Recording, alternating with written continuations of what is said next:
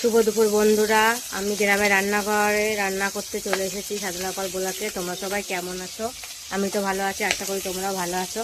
তারপর সেই পুকুর থেকে যে শিঙি মাছগুলো ধরেছিল, সেই শিঙি মাছের আজকে আমি পাতলা করে ঝোল রান্না করব আলু দিয়ে, আর জিরে আদা আর কাঁচা লঙ্কা বাটা দেবো।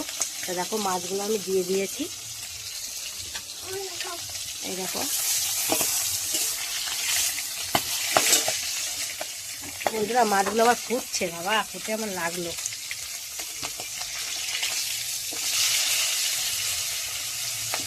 মাছের যে ছালগুলো সেইগুলো এখানে ফুটছে। দেখো বন্ধুরা কীভাবে মাছ ফোটে। আমার তো ভয় লাগছে উল্টাতে, কিছু করার নেই, উল্টাতে তো হবে। ফুটে একদম পুরো সেই ঘরের মাঝখানে চলে যাচ্ছে। ফুটে ছিল কীভাবে দেখো বন্ধুরা।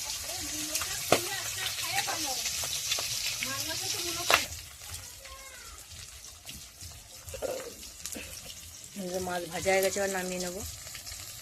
বন্ধুরা মাছটা ভাজা হয়ে গেছে, শিঙি মাছগুলো এই দেখো, 4টে শিঙি মাছ ভাজা হয়ে গেছে। এই যে আলু আর যে তেলে জিরে দিয়ে দিয়েছি। কড়াইটা মাছ ভাজতে গিয়ে একটু লালচে লালচে হয়ে গেছে।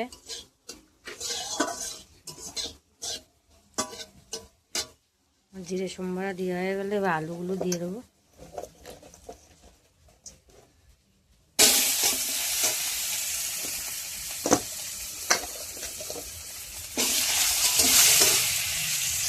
লবণ আলু দিয়ে দিয়েছি, নাড়বো।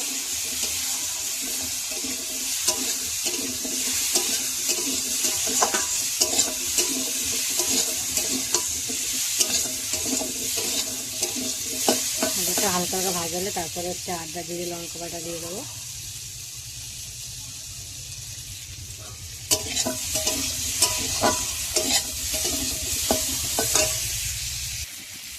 জিরে আদা লঙ্কা বাটা দিয়ে দিলাম।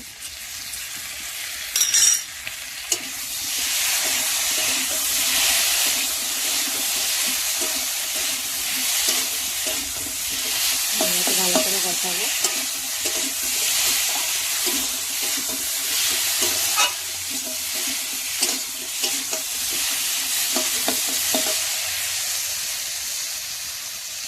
এবার ঝোলে জল দিয়ে দিয়েছি, কষানো হয়ে গেছে।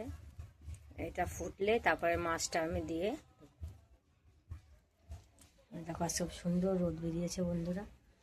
এই দেখো আমি রান্না করছি।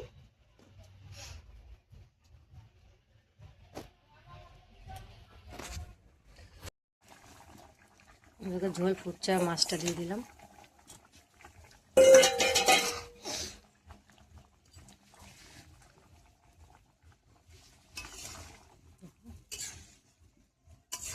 আস্তে আস্তে হবে শিঙি মাছ দিয়ে পাতলা ঝোল।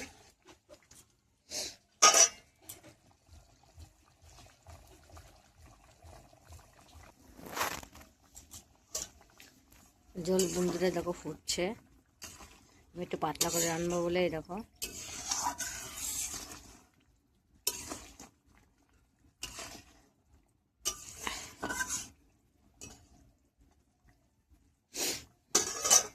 এখানে রান্না করবো হচ্ছে পেঁয়াজ কলি ভাজা, ওর জন্য আলু কেটে নিয়েছি।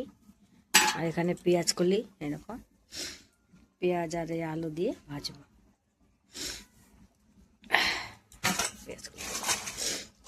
পেঁয়াজের কলি